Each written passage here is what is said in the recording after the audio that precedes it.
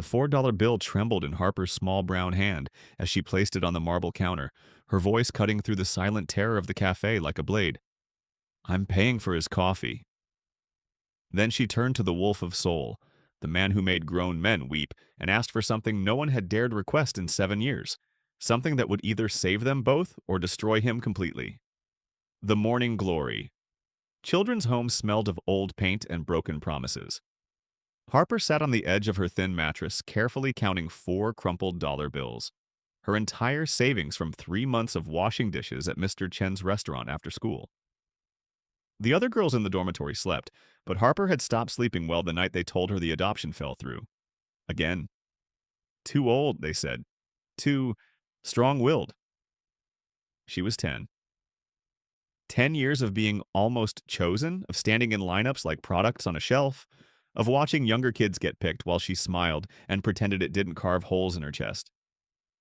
Her brown fingers traced the edges of the bills. $4. Not enough for anything that mattered, except maybe everything. Through the barred window, she could see the Golden Lotus Cafe across the street, where the city's monsters pretended to be men over espresso and blood money.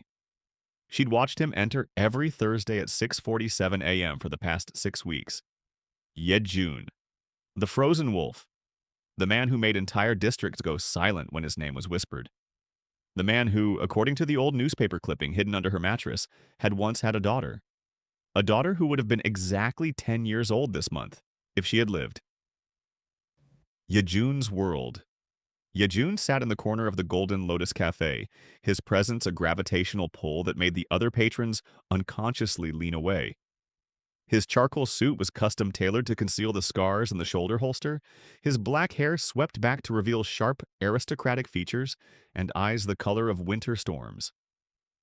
At 42, he'd mastered the art of being both invisible and unavoidable. The coffee sat untouched before him, going cold. He never drank it. This ritual, this Thursday morning pretense of normalcy, was a punishment he'd designed for himself 7 years ago, the morning after the fire. The morning after he'd failed the only person who'd ever called him Appa. His phone buzzed. Another territory dispute. Another traitor to handle. Another day of existing without living. Then the brass bell above the cafe door chimed, and a small girl in a faded purple jacket walked in, her eyes locked on him like she'd been hunting him her entire life. What would you do if you had $40 and one chance to change your life? Drop your answer below. I read every comment. The cafe's ambient chatter died like a candle in a storm. Every eye tracked the small girl in the purple jacket as she walked. No, marched toward the corner booth where death itself sat sipping cold coffee. Harper's heart hammered against her ribs, but her grandmother's voice echoed in her memory. Fear is just love that hasn't found its courage yet, baby girl? Her grandmother had been dead for 2 years, but Harper still heard her in moments like this.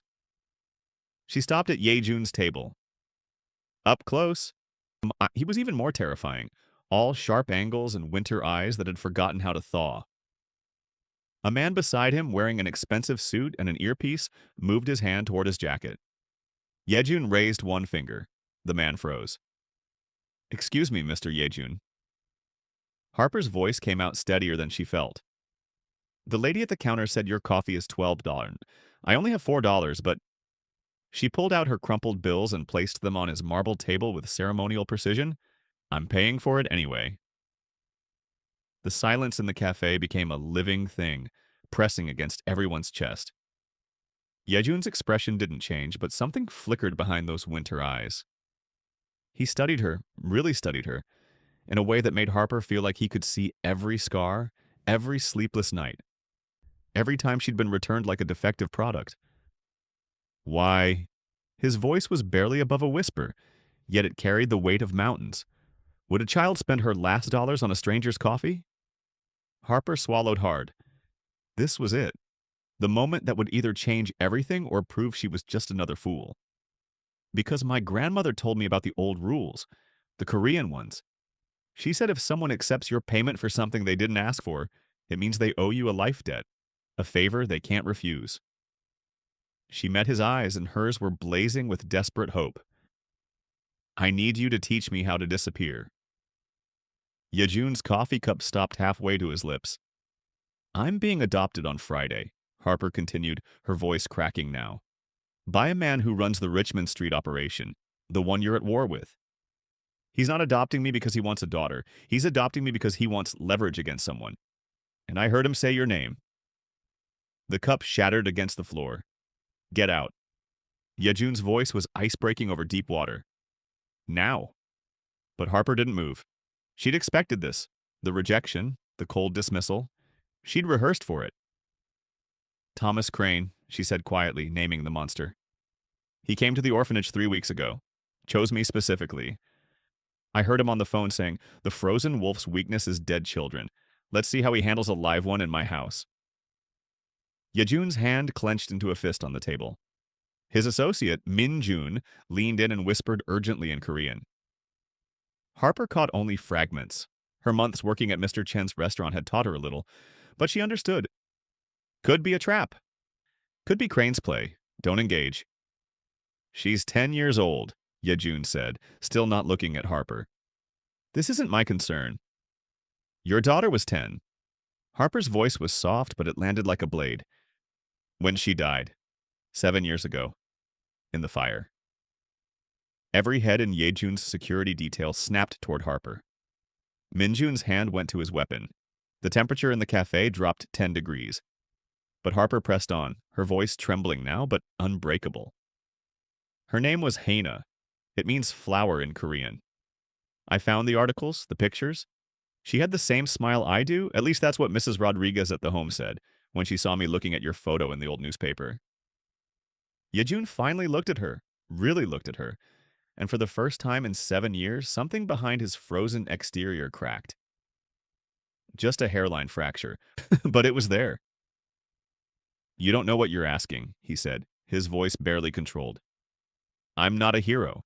I'm the man mothers use to scare children into obedience. I've killed... He stopped himself, glancing at her young face. I can't be what you need. I don't need a hero, Harper said.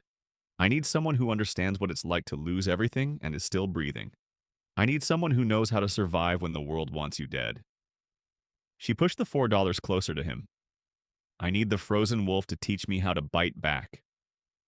Yejoon stared at the money, at this child, at the ghost of his daughter flickering in her desperate eyes. Keep your $4, he finally said, standing. This conversation never happened. He walked toward the exit. Harper's voice stopped him cold. She'd want you to help me. Hana would. Yejoon's hand froze on the door handle, his entire body rigid. He didn't turn around, but he didn't leave either. Get in the car. Yejoon's voice was sharp as broken glass. We have 20 minutes before Crane's people realize you're not at morning roll call. Harper's eyes widened. You're helping me? I'm buying time to think. He was already moving, Minjun falling into step behind him. Your little stunt just painted a target on both our backs. If Crane knows you made contact with me, he'll accelerate whatever timeline he has planned. The black sedan smelled of leather and danger. Harper sat in the back, Yejoon across from her, his winter eyes scanning every passing car with predatory precision. The morning Seoul traffic crawled around them, a river of oblivious lives. How did you know about Haina? Yejoon asked quietly. I'm good at research, Harper said, and invisible. Nobody pays attention to the kid washing dishes in the back. I've been watching you for 6 weeks, learning your patterns. You come to that cafe every Thursday at exactly 6:47 a.m. You order the same coffee, you never drink it. You sit in the same seat your daughter used to love, facing the window with the morning light. Yejoon's jaw tightened. You've been spying on me. I've been studying you, Harper corrected. There's a difference. Spying is about gathering secrets. Studying is about understanding someone. She leaned forward. You blame yourself for the fire, but it wasn't your fault. The newspaper said it was arson, revenge from the Dragon Syndicate for you taking the harbor contracts. Stop! The word was a command that could crumble buildings, but Harper didn't stop. You think protecting yourself from feeling anything will honor her memory, but it doesn't. It just makes her death mean you stop living too. Yejoon's hand shot out, gripping the seat beside Harper's head, his face inches from hers. Minjun tensed, ready to intervene. For a moment, Harper saw the monster everyone feared, the frozen wolf who'd allegedly killed 17 men in one night during the Harbor Wars. Then she saw his hand trembling. You don't get to talk about her, Yejoon whispered, his voice breaking around the edges. You don't get to make her into a lesson. She was mine, my light, my reason. And when she burned, so did I. Harper reached up slowly and placed her small hand over his shaking one. Then teach me how to be fire instead of ashes, she whispered back. Because I'm about to burn too. And I don't want to die alone. The car fell into suffocating silence. Yejoon pulled back, turning to stare out the window. When he spoke again, his voice was back to that controlled, dangerous calm. Minjun, take us to the safe house in Gangnam. Clear the perimeter. We have a war to prevent. He finally looked at Harper. You want to learn how to disappear? Fine. But first, I'm going to teach you something more important. How to make sure when people come looking, they regret ever finding you. The safe house was a fortress disguised as a luxury apartment. Floor-to-ceiling windows overlooked the Han River, and every entrance had biometric locks. Harper sat on a leather couch that probably cost more than a year at the orphanage, while Yejoon stood at the window, his silhouette carved from shadows and regret. Crane isn't just adopting you for leverage, Yejoon said without turning. He's adopting you because you're a message. He knows I've been watching the orphanage. Harper's breath caught. You've been watching me? Yejoon turned, and for the first time, his mask fully slipped. Grief, raw and devastating, flickered across his features. Every year on Hana's birthday, I go to the Morning Glory home. I donate, anonymously. I sit in the park across the street and watch the children play, and I... He stopped, his voice fracturing. I torture myself imagining what she'd look like, how tall she'd be, what she'd sound like. You saw me, Harper whispered, understanding flooding through her. 6 weeks ago, I saw a girl with Hana's smile reading under the oak tree, the same tree Hana loved when we'd visit her mother's grave nearby. You were reading Alice in Wonderland. It was Hana's favorite. His hands clenched into fists. I told myself it was coincidence, that I was projecting, but then Crane filed adoption papers the next day.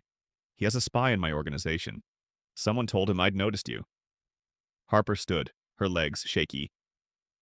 So this whole thing, me coming to the café, the 40-yard. Crane expected it, Yejoon finished. He's been maneuvering us into position like chess pieces. He wants me emotional, reckless. He wants me to try to save you so he can destroy me using the one weapon I have no defense against. A child who reminds me of what I lost. But I'm not a weapon, Harper said fiercely. I'm a person, and I chose to find you. Whatever game Crane is playing, he didn't count on me having a choice. Yejoon studied her for a long moment. Then he did something he hadn't done in 7 years. He smiled. Just barely. A ghost of warmth. No, he didn't count on you at all, did he? He walked to a wall safe, opened it, and pulled out a small velvet box. Inside was a silver bracelet with a tiny wolf charm. This was Hana's. I was going to bury it with... He stopped. I want you to wear it. Not because you're her replacement, but because if we're going into war together, you should carry something that survived the fire. Harper took the bracelet with trembling hands. It was still warm, like it had been waiting for her. What happens now? She asked. Now, Yejoon said, his voice hardening into the wolf the world feared. We flip the chessboard. Crane wants emotional, I'll give him apocalyptic. But first, we need to know exactly what he's planning. Minjun burst through the door, his face pale. Boss, we have a problem. Crane just moved up the adoption. It's not Friday anymore. When? Yejoon's voice was deadly calm. 4 hours from now. He's claiming emergency circumstances, that Harper is a flight risk. Minjun looked at the girl. He's coming for her, with legal authority and armed security. Harper felt the world tilt. Yejoon's phone buzzed. A message flashed on the screen. He read it, and his face turned to stone. He showed Harper the screen. It was a photo of the Morning Glory home, and every child being loaded into black vans. The message below read, Your move, Wolf. Trade yourself for the girl and the other kids go free. You have 3 hours. Come alone to the Riverside warehouse, or start counting bodies. If you were Harper right now, would you let Yejoon sacrifice himself, or would you fight back? Let me know what you would do in the comments. This is about to get intense. No. Harper's voice cut through the war room tension like a bell. You're not trading yourself. That's not how this works. Yejoon was already loading weapons, his movements precise and mechanical. This isn't a negotiation, Harper. Those children will die anyway, Harper shouted, surprising everyone, including herself. You think Crane will let them go after you surrender? He'll kill you and keep us as trophies. You taught me this. You said predators don't negotiate, they consume. Yejoon froze, his hand hovering over a tactical vest. She's right, boss, Minjun said quietly. This is an execution setup. Crane's just making sure you come willingly. Harper walked up to Yejoon, the silver bracelet catching the light. You said you'd teach me how to make them regret finding me, so teach me. Right now. We have 3 hours. You're 10 years old, Yejoon said, but his voice lacked conviction. I'm 10 years old and I've survived 5 different foster homes, 4 attempted assaults, and 3 years of counselors telling me I'm too damaged for a real family. Harper's eyes blazed. I'm 10 years old and I've been fighting my whole life. The only difference is now I have someone fighting with me. Something shifted in Yejoon's expression, the ice cracking further. He knelt down so he was eye level with her, and for the first time she saw him not as the frozen wolf, but as a father who'd lost everything. Hana used to say something, he said softly. She said fear is just love protecting itself. Every time I'd leave for business, she'd make me promise to come back because... His voice broke. Because she loved me too much to let me be reckless. Then don't be reckless now, Harper whispered. Be smart. Be the wolf. But don't be alone. Yejoon reached out and adjusted the bracelet on her wrist. I couldn't save her, he said. The fire, by the time I got there, the entire building was an inferno. I could hear her calling for me, but the flames... I tried. God, I tried. The scars on my arms are from breaking through the windows, but I was too late. I was always too late. Tears streamed down his face, the first he'd allowed himself since that night. Harper wrapped her small arms around him. You're not too late now, she said. You're exactly on time, so let's go get those kids. When they pulled apart, Yejoon's winter eyes had transformed into something sharper. Minjun, he said, standing. Call in every favor we have. I want thermal imaging of that warehouse, exit strategies, and a distraction so loud the entire district will be blind. He looked at Harper. And you're going to do exactly what I say when I say it. No heroics, no improvising. Understood? Harper nodded. What's the plan? Yejoon smiled, truly smiled, for the first time in 7 years. We're going to teach Thomas Crane why wolves hunt in packs. The Riverside warehouse was a cathedral of rust and broken dreams, its corrugated metal walls echoing with the sounds of scared children. Harper counted 18 kids from the Morning Glory home, all huddled in the center under harsh fluorescent lights. Guards with automatic weapons surrounded them, Crane's private army. And there, standing on a metal catwalk above them, all like a king surveying his kingdom, was Thomas Crane himself. 50 years old, silver-haired, with the smile of a man who'd never been told no. The frozen wolf arrives. Crane's voice boomed through a megaphone. Right on time. I was worried you'd changed, Yejoon. Become soft. Yejoon walked in through the main entrance, hands raised, his winter coat concealing nothing. Or so it appeared. Harper watched from her hidden position in the ventilation system 300 yards away, just as they'd planned. She had a clear view through the scope of the thermal camera Minjun had given her. The children go first, Yejoon called out. Then we talk. Crane laughed. Oh, we're well past talking, old friend. You see, I've been waiting 7 years for this moment. 7 years since you took everything from me. My territory, my reputation, my son. Yejoon froze. Your son died in the Harbor Wars, caught in crossfire. That wasn't your fault? Crane's face twisted with rage. You started that war. My boy was 19. He was supposed to take over the family business, and you turned him into a headline. He gestured wildly at the terrified children below. So now you get to feel what I felt. You get to watch children burn again. No! Yejoon started forward, but 20 laser sights painted his chest. Crane pressed a button on a remote. The warehouse doors slammed shut. Overhead sprinklers activated, but instead of water, the acrid smell of gasoline filled the air. You have 60 seconds before I light this match, Crane said calmly. Here's your choice, Wolf. You can try to save them and die with them. Or you can save yourself and live with the guilt. Just like I've been living with mine. Harper's blood turned to ice. This wasn't the plan. They'd expected an ambush, a firefight, not this. Through her earpiece, Minjun's frantic voice. Harper, we can't breach in time. The doors are reinforced. Even with explosives, we'd need 5 minutes. We don't have 5 minutes, Harper hissed. Below, Yejoon stood completely still, his face an emotionless mask, even as gasoline dripped down his face from the sprinklers. But Harper could see it, the subtle tremor in his hands, the way his breath had quickened.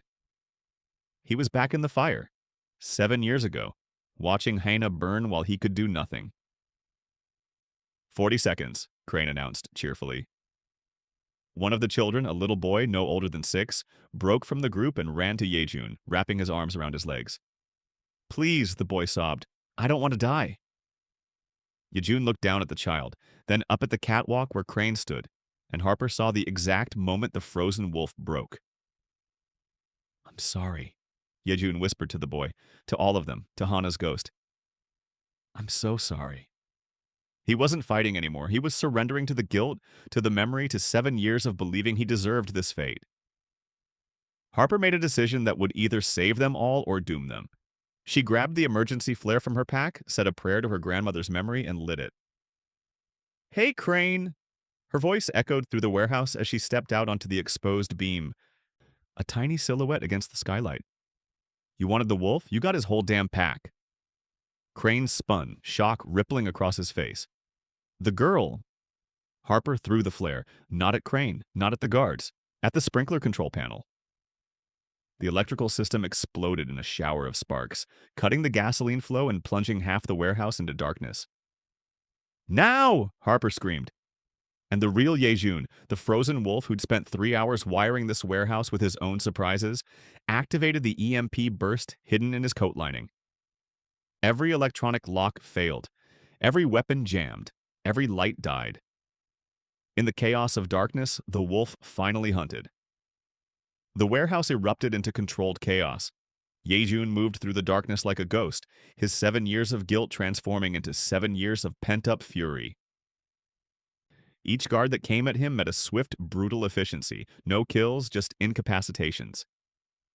He'd promised Harper no death unless absolutely necessary. But Thomas Crane wasn't going quietly. Harper watched from above as Crane grabbed the nearest child, a little girl named Maya, and pressed a lighter to her hair.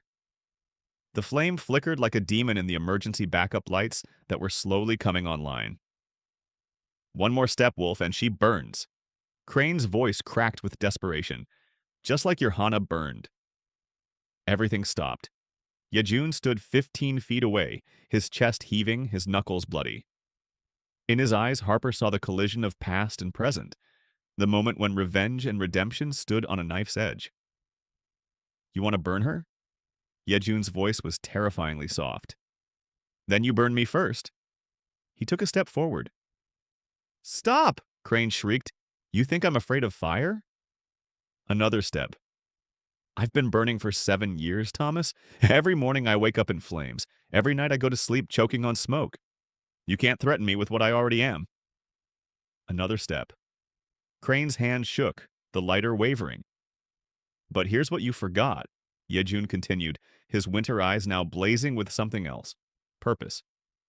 Wolves don't burn alone. They protect their pack, even when it costs them everything. He was 5 feet away now. So light your match, Thomas. Set us all on fire. But know that the last thing you'll see is me making sure every single child gets out before I drag you into hell with me. Harper saw it, the exact moment Crane realized he'd miscalculated. The frozen wolf wasn't frozen anymore. He was molten. But she also saw something else. 4 more guards emerging from the back office, weapons raised, positioned where Yejoon couldn't see them. They were going to shoot him in the back. Harper didn't think. She grabbed the steel cable used for the overhead crane, wrapped it around her arm like she'd seen in movies, and jumped. She swung down in an arc of absolute terror and determination, her small body colliding with Yejoon just as the gunshots rang out. They tumbled together behind a concrete pillar. Bullets sparked off metal where Yejoon's head had been seconds before. "Harper!" Yejoon's voice was raw with fear. "What are you—" "Saving you back," she gasped. "That's what family does." Their eyes met. In that moment, something unspoken passed between them, an understanding that transcended blood. "The kids," Harper said urgently. "Minjoon?" "On it." Minjoon's team crashed through the now unlocked doors, tactical shields up, creating a protective corridor. The children ran, screaming and crying, but running. Crane watched his leverage evaporate, his face contorted with rage. He still had Maya, but the lighter had dropped in the chaos. "You think you've won?" Crane screamed. "You think this is over? I'll hunt you both for the rest of your—" A single shot rang out, not from Yejoon's weapon. From the shadow-stepped Captain Park Ji-hoon of the Seoul Metropolitan Police, his service weapon smoking. Behind him, a dozen officers. "Thomas Crane," Park said coldly, "you're under arrest for human trafficking, attempted murder, and arson. Drop the child, now." Crane's face went white. His empire, like Yejoon's enemies before him, crumbled in seconds. Maya ran to Harper, and Harper held her, both of them shaking. Yejoon looked at Captain Park. "You're early." "You called in the tip 3 hours ago," Park replied. "We've been building the case for months. We just needed him to confess." He gestured to his vest. A recording device blinked red. "Got everything." As Crane was dragged away in handcuffs, he locked eyes with Yejoon one last time. "Your daughter would be ashamed of what you've become," Crane spat. Yejoon smiled. Truly smiled. "No," he said quietly, looking at Harper. "She'd be proud I finally learned how to live again." 1 year later. The Golden Lotus Café looked exactly the same. Same marble counters, same brass bell above the door, same morning light streaming through the windows. But the man sitting in the corner booth had changed everything. Yejoon still wore charcoal suits, still had winter eyes, but now they carried warmth beneath the ice. He checked his watch. 6:47 a.m. Right on time. The brass bell chimed. Harper walked in, now 11 years old, wearing her school uniform and the silver wolf bracelet that never left her wrist. Her backpack was covered in pins, one shaped like a coffee cup, one that said Wolf Pack, and a new one that read Adopted and Loved. She slid into the booth across from him with the comfortable ease of someone who belonged. "Morning, Appa," she said in Korean. The word still felt like a miracle every time. "Morning, Hanaya," Yejoon replied, using the affectionate term. Then, catching himself, "Sorry, Harper, ya." Harper reached across and squeezed his hand. "It's okay. I know you see her sometimes when you look at me. I see Grandma when I look at other kids' grandparents. Missing them doesn't mean we're not here together." Yejoon's throat tightened. "When did you become the wise one?" "When you taught me that strength isn't about not feeling. It's about feeling everything and choosing to keep going anyway." A waitress approached. The same one from a year ago, but now she smiled warmly. "The usual?" "2 coffees," Yejoon said. Then, glancing at Harper, "And 1 hot chocolate." "Actually," Harper said, pulling out a crumpled $4 bill from her pocket. The original $4, now laminated and kept as a reminder. "I'm buying today. It's tradition." The waitress took the $4 with a knowing smile. Behind the counter, the money went into a frame mounted on the wall. Beneath it, a small plaque read, "The investment that changed everything." Yejoon had donated it to the cafe 6 months ago, a reminder that the smallest acts of courage can shift entire worlds. "How's school?" Yejoon asked as Harper demolished her pastry. "Good. Mr. Chen said my Korean is getting better, and guess what? The Morning Glory home is getting completely renovated. Someone made a substantial anonymous donation." She gave him a knowing look. "I have no idea what you're talking about," Yejoon said, but his smile betrayed him. Harper pulled out her phone and showed him a photo. It was her and the other 17 children from the warehouse, all together at a picnic last weekend. Healthy, safe, smiling. Maya wants to know if you can come to her birthday party next week. She's turning 8. I'll be there, Yejoon said without hesitation. They sat in comfortable silence for a moment, watching the city wake up through the windows. The same city that had once felt like a prison of guilt now felt like possibility. Appa? Harper's voice was soft. Do you think Hana would have liked me? Yejoon felt the familiar ache, but it was different now. Not a wound, but a bittersweet memory wrapped in gratitude. She would have loved you, he said. You have her courage, her heart, and her absolutely terrifying stubbornness. Harper laughed, bright and clear. You know, Yejoon continued, I spent 7 years believing I died in that fire with her, that I was just going through motions, but you taught me something I'd forgotten.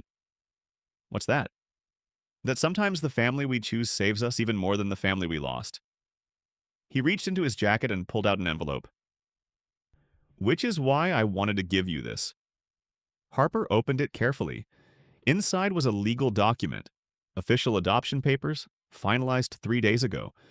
But beneath that was something else, a deed to a new community center in the East District, named Hana's House. It's for kids like you, Yejoon explained. Kids aging out of the system, kids who need a place to belong, kids who need someone to teach them that their past doesn't define their future. Tears streamed down Harper's face. Appa? And I want you to help me run it. When you're ready, when you're older, your story, our story, can help so many others. Harper launched herself across the booth, wrapping her arms around him. Yejoon held his daughter, not by blood but by choice, and felt the final pieces of his frozen heart thaw completely. When they pulled apart, Harper wiped her eyes and grinned.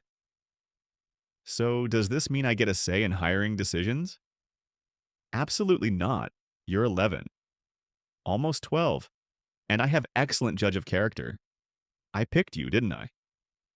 Yejoon laughed, a sound that once would have been impossible. Yes, he said. You did. Best $4 I ever earned. Harper raised her hot chocolate. To weird families. Yejoon raised his coffee. To found families. To wolf packs, they said together. As they clinked cups, the morning light caught the silver wolf bracelet on Harper's wrist. A reminder that the strongest chains aren't made of metal, but of love, choice, and the courage to heal together. Outside, the city hummed with life. Inside, a former monster and a brave little girl shared breakfast and proved that redemption isn't about forgetting the past. It's about building a future worth living for. This story proves that family isn't about blood. It's about who shows up when you need them most.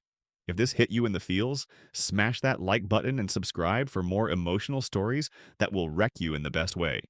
And tell me in the comments, what would you name a community center if you could build one? Let's build hope together. Thanks for watching. Great Mafia story.